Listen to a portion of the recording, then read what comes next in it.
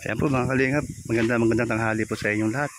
Ayan po, meron tayong part 2 doon sa interview natin kay Kalingap Dan na nakaraan. Tungkol po doon sa love team nila na Midit at Dadit o Dandit. Ayan po, dito ngayon siya ay sa araw ng tuwing Miyerkules po kasi nandito po siya parate. Dahil po magbibigay po siya ng pambili ng materyales at saka bali ng mga trabahador. Ayan po, no? So ate pong interviewin ulit si Kalingap Dan para po may update tayo.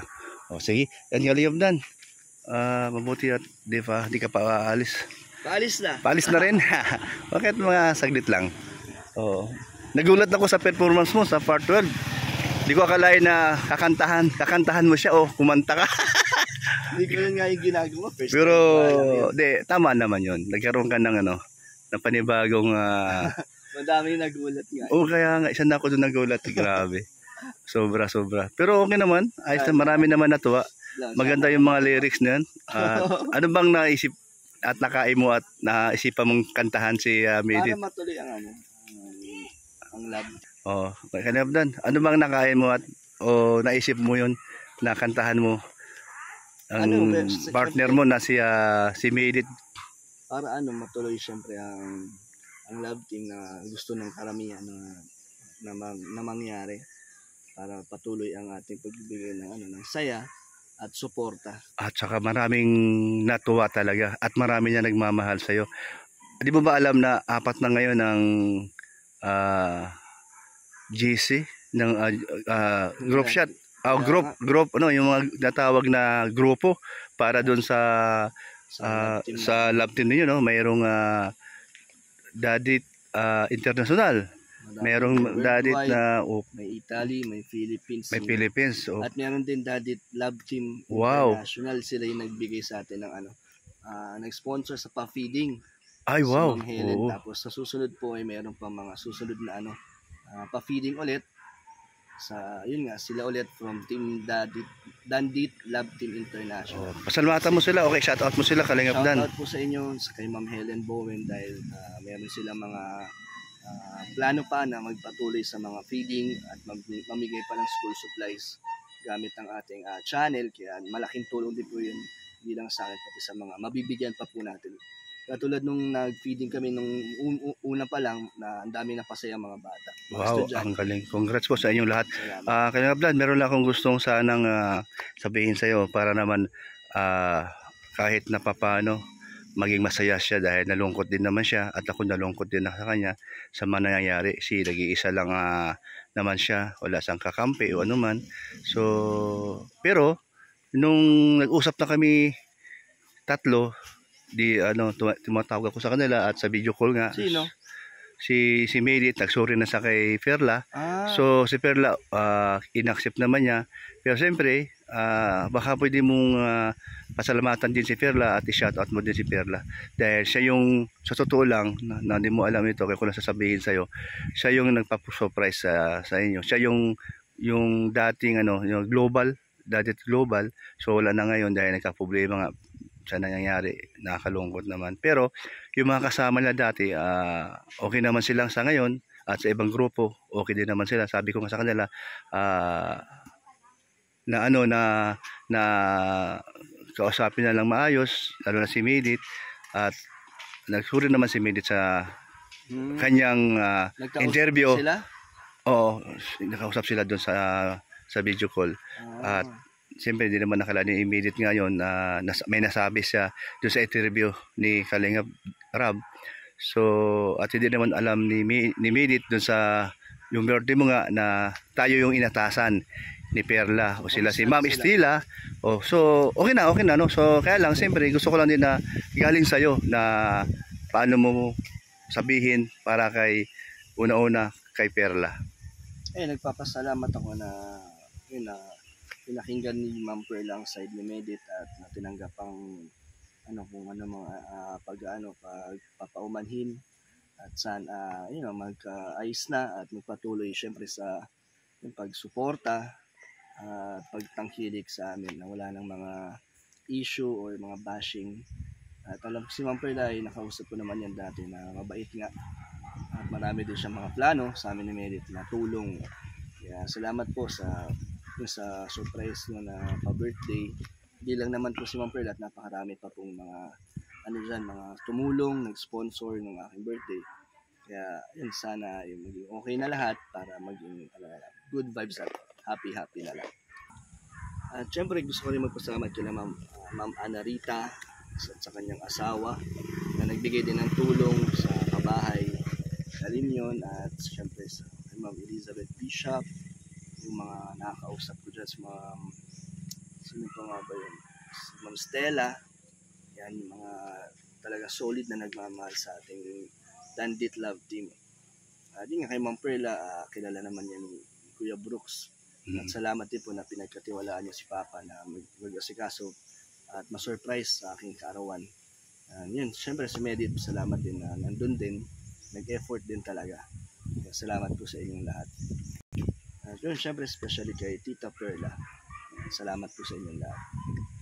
So ayan, sa Kalingap Dan, no? Salamat at nakuha ko yung side mo. Paano ka magbigay ng o ma-appreciate mo ang tulong nila. No, hindi mo alam na isa ako doon sa mga naatasan dahil kay Perla. Kaya salamat sa inyo, no? Salamat kay Perla, salamat kay Ma'am Stella o kay Ma'am Ana, no? At Ma'am Ana Rita, yan, salamat din po. O, lahat po ng mga membro po ng inyong mga group shot dahil sa love team nila magkakasama parati na ngayon nila at magkakasama na po, sana tuloy-tuloy na po. Ayan po, no, mga Kalingap, ati pong subaybayan ang kanilang mga love team. So Kalingap Dan, meron pang kasunod dito pagkatapos ng part 12. Nanggaling na kay Medit na okay sa kanya matuloy. Ayan, thank you din syempre kay Medit na talagang kinausap niya si Tita Perla. Nakakabilib din naman talaga na humingi din ng parang may inamin naman niya yata ang kanyang mga nasabi. Yes. Humingi siya ng nag-apologize siya kay Tita Perla. At ayun, masaya tayo na okay na siya. Ayan, no. At ako, kaya gusto ko din na maging maayos lahat. Kaya sa mga group chat na love na lang po, sama-sama na po tayo na sumusuporta sa love team nila ni Dadit para naman at maging masaya po tayo. So mga kay Perla, sana move on na lahat, no? Wala na po tayo problema hangga't maaari po. Iwas na tayo. Good vibes na lang po tayo. Ayan. So Kalingap Dan, balita ko pupunta daw kayo ng Singapore. Palawan. Palawan ba? So mali pala yung ano ko. Singapore. Palawan. Tuloy ba yon? Tuloy yun. May ticket. Wow, kailan? Sa June 20. Sa June 20. Ay, grabe.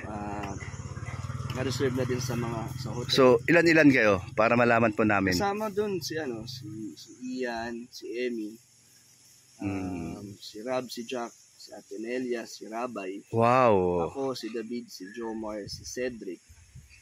Kasama din doon yung isang kaibigan ni Rab. So, ibig sabihin mga Kalingap Dan, wala lang pasok si Medit doon sa school. Tapos na. Ang kasama lang kasi doon si Biancy at si Carla. Hindi kasama si Medit? Sa susunod na travel na daw po sila. Kasi hindi naman din to planado talaga. Inaasahan ko pa naman na makakasama siya. Hindi pala. Gusto rin namin na kompleto. Kaso sabi nga ni Kalingap, hindi niya kayang isama lahat. Hindi niya kayang pagsabay-sabayan. So yun na, nasabi din naman namin na next travel sila naman ang kasama. Siyempre kasama ka ulit doon dahil kasama si Medit. Ayun. Sa susunod, mas masaya na yung pag kasama na si Medit at yung iba pang mga angels. Okay. So kailan lang part 13 yung Siguro sa birthday na ni Medit. Abangan nila sa mga mangyayari, mga ganap sa birthday. Ayan, no? Salamat Kalingap Dan sa interview mo ngayon tungkol dun sa update ng love team ninyo at marami kaming nalalaman sa iyo. Salamat Kalingap Dan. Thank you. Sige po. Ingat kayo. Saan ba punta nyo ngayon? Hindi ko alam kung saan ang next vlog ko. Kakatapos lang namin mag-vlog sa isa. May bagong scout. Oo nga pala, pahabol. So, totoo ba na meron ka na daw ngayon bagong girlfriend? Wala. Sino? Wala. Tinatanong ko kung mayroon pa. Wala. Kasi di ko naman alam. Kaya ako dito ko na diniretso sa aking vlog. Kung meron ko bang bagong girlfriend. Wala naman. Wala, hindi ko naman iniisip. Alam mo kayo, nagsasabi ka ng totoo sa akin sa papa mo, no? Hindi ka naman nagtatago, no? Pag meron, meron. Nangyayari ngayon ay masaya ako. Ay, yes. Pag wala, wala talaga. Kung ano yung mga dumadating na blessings. Pero okay ba yung payo ko sa'yo kung magkaroon ka ng girlfriend? Kung magka-girlfriend ka sa ngayon, di ko alam kung sino, yun ba yung mapapangasawa mo na? Oo naman kasi medyo ay, okay, tama edad na yun. rin. Tama yun. So, pipiliin mo yung mapupusuan mo. Pang ano na, pang kasalan na. Yes. Tama yun. Ang payo ko sa'yo, ulit, yung mahal na mahal mo kasi pagka bigla na lang yung, bigla kang nabighani sa isang babae, tapos hindi mo pala mahal, pero naging kayo, bigla. Tapos, pagdating ng mga ilang buwan, wala na naman, sumahirap yung kailangan yung galing sa puso mo. Kasi pasigurado. Para hindi rin tayo masakit ng ibang tao. Iyan, ang galing mo. O yan. Sige, salamat sa magandang mong sinasabi na hindi ko talaga akalain na kakanta ka. Hindi na maulit.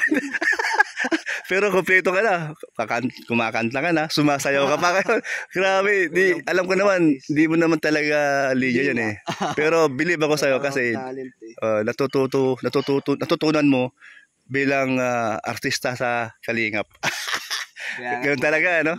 Ganun pala pag artista ka, no? Maraming, hindi mo ba hindi ko nagagawa mo. Pero ayos naman dahil marami namang napasaya at napasaya mo. Ayan, no? Okay. Ay, siyempre, makikita ka ni Alim yun. Paglaki na Alim yun, yun pala si kuya ko, no? Malay mo, at siya naman talagang mahilig kumanta at sumayaw. Di, baka mapaging partner mo siya. Pagdating ng after 3 years, no? Kasi marunong na yan siya. Sige, Kalingap Dan, babay na. Thank you. Salamat. Salamat din, no? Ayan, mga Kalingap, no? Mayroon tayong nalalaman sa kanya ngayon. Update natin sa kanyang takbo na kanyang